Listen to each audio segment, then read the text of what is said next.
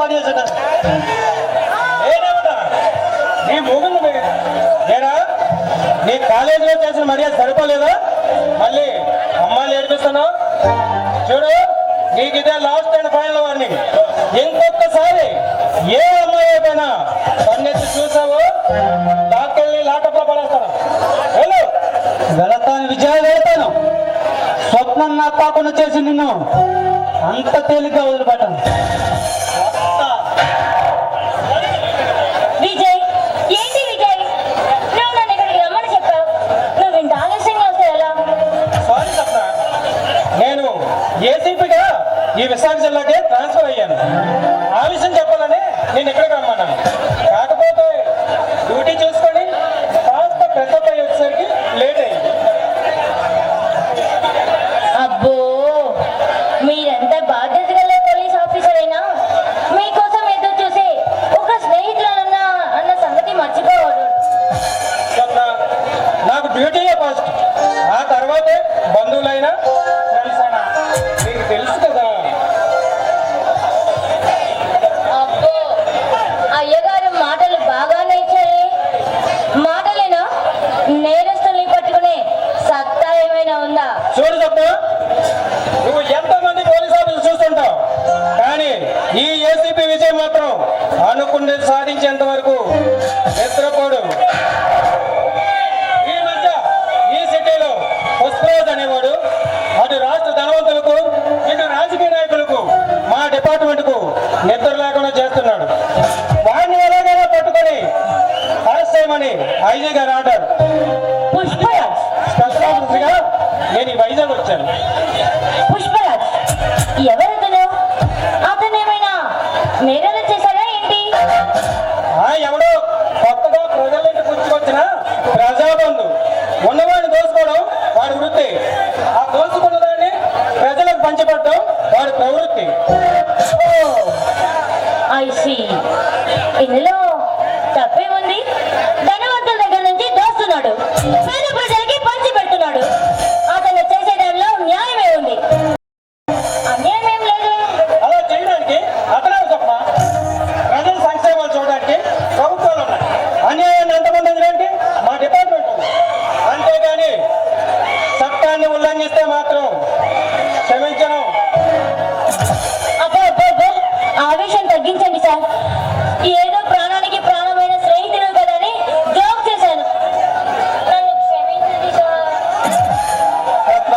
survey కూడా అలా ఎప్పుడు మాట్లాడుకో హలో ఏంటి సార్ ఆ డోలా చూస్తున్నారు నువ్వు ఈ రోజు చూడటానికి ఎలా ఉన్నావు తెలుసా ఆ, ఎలా ఉన్నాను ఎలా అంటే కొరుకు తినేలా ఉన్నావు చూడండి ఏసీపీ గారు నేను కొరుకు తినడానికి కొబ్బరి ముక్కలు కాదు పంచదార పట్టి చెత్తను కాదు ఓ,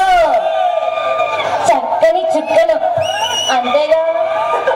నువ్వు కొబ్బరి ముక్కమైనా చక్కని సుక్కు అయినా నా పక్కన ఉంటే ఆ అనుభూతి వేస్తాను చూడండి ఆపండి మీ కవితలు మీరు నేనేమో ఎమ్మెల్యే ధర్మతేజ గారి అమ్మాయిని మీరేమో ఏసీపీ మీరు మా ఇంటికి వచ్చినప్పుడల్లా